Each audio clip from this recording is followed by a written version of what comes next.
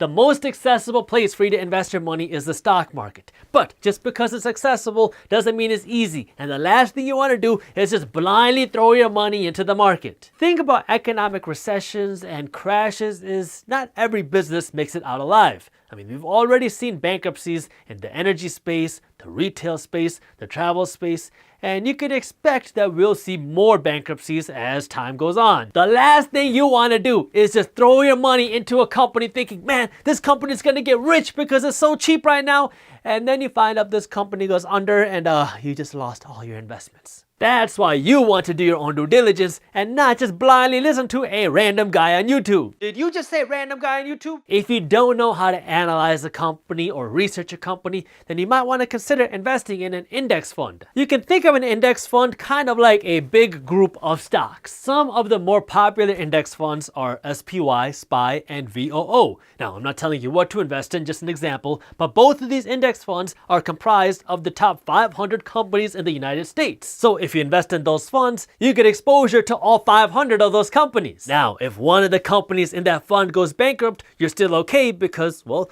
there's 499 other companies in the fund. This is probably one of the easiest ways to invest in the stock market because now you are literally just investing in the stock market, and if the stock market goes up, your investment will probably go up. The stock market comes down, your investment will probably come down too. The keys to being a successful investor are to 1, make a good investment, and 2, which is just as important, is to be patient. If you're looking for a way to get rich in 30 days, then you're following the wrong channel.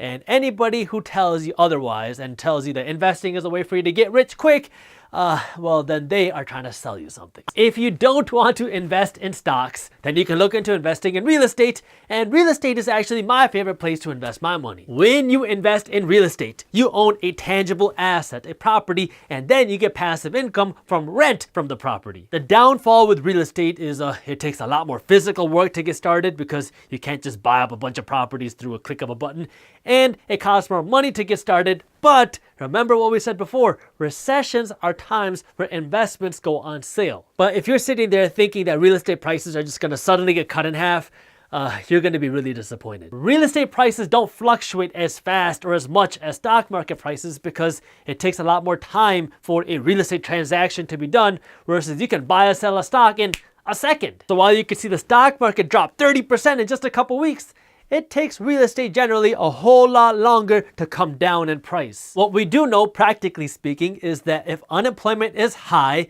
and the economy is slow, people are not going to want to go out and start buying their dream house. That means you'll have less buyers for real estate out there, and now if somebody owns a home and they want to sell it, well, now they're going to have to lower the selling price of their property to attract more buyers into their property because, well, if their price isn't low enough, then a buyer is going to go somewhere else because now there are more sellers than buyers. This is called a buyer's market because buyers have the advantage since there are more sellers than buyers in the market. For the better part of the last decade, we've been in more of a seller's market where there are a whole lot more buyers than sellers, and so sellers had the advantage because buyers would compete against each other to buy a home, and in order to compete, buyers would have to raise the amount of money they'd be willing to pay to buy a home. Obviously, there's a ton of uncertainty out there, but we need to pay attention to the amount of demand for real estate because if the demand starts to fall, you're going to see the price start to fall too, and I'll be keeping you updated on our YouTube channel, so if you haven't subscribed yet, make sure you do that. So now we talked about key number 1, spending less money, and key number 3, investing like crazy.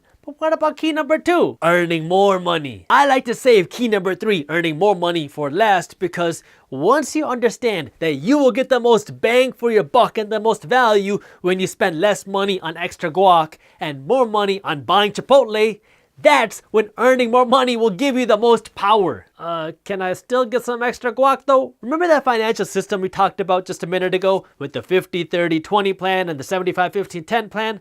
Well, if you really want to explode your wealth game, you need to add some fuel to the fire, and in this case, it's adding more money into your funnel. You could try to work harder at your job, but when you're in a recession, it's not always that easy. But even if you're like most people and you're working in an industry that's being hurt by this economic slowdown, that doesn't mean that you can't make money outside of your job. This crisis has taught us a lot of things, but one thing that it has showed us financially is that the internet is the future. Traditional brick and mortar stores were hurt more than anything else because they had no way to operate, and it pushed everybody to do business and do things on their laptop and their phones. Lucky for you, you can start a business right off of the internet. If you don't believe me, just look at me.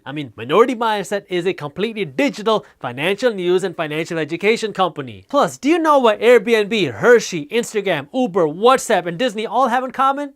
They all make a lot of money? No, yeah, but they were all founded during a recession. Every crisis comes with opportunity for the minority of people who think different. And so now, when we're faced with this economic slowdown, you can either sit there and complain about it, or you can do something to capitalize on it. It is more accessible. If you enjoyed this short clip from my longer videos, here's another clip that I think you'll love. And while you're at it, if you're interested in learning more about how to start generating passive income, our team put together an amazing guide on how to start generating passive income for free. All you gotta do is click that button right over there. Thank you for watching, and as always, keep hustling.